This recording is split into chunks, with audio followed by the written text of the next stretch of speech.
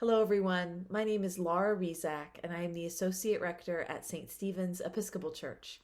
And today I'd like to pray with you Psalm 142.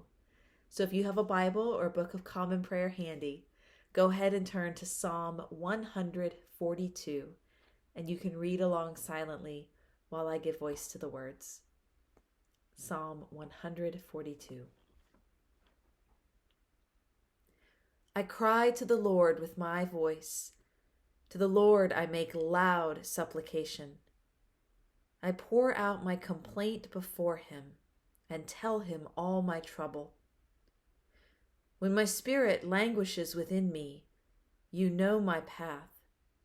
In the way wherein I walk, they have hidden a trap for me.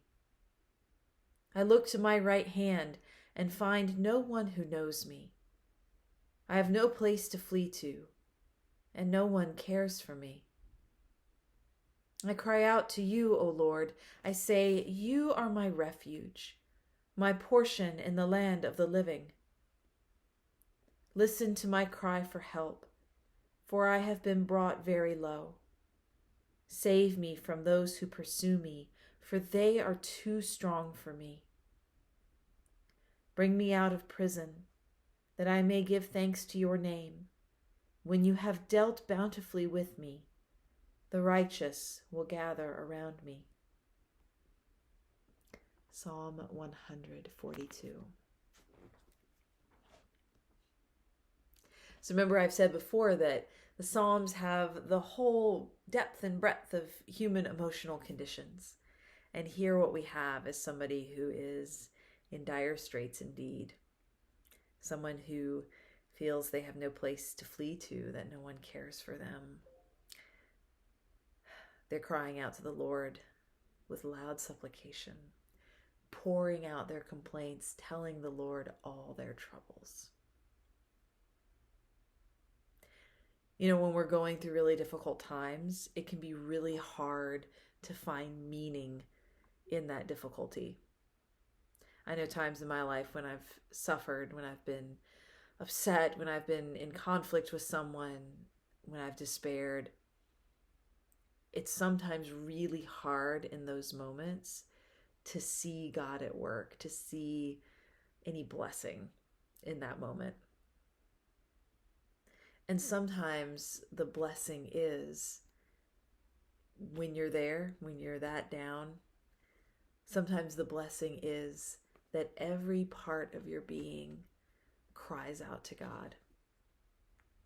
It's not a blessing at the time. It feels horrible at the time. Again, I've been there. But when I look back on some of those moments in my life, even though I wish many of them had never happened, I count some of those moments when I was at my lowest at the time when God was also the closest to me, even if I didn't realize it while I was living through it.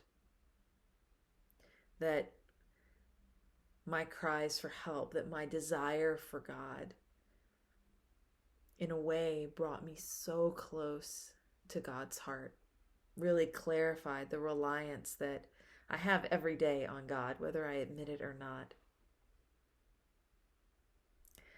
I wonder, whatever you're feeling right now, maybe you've had a tragedy happen in your life recently.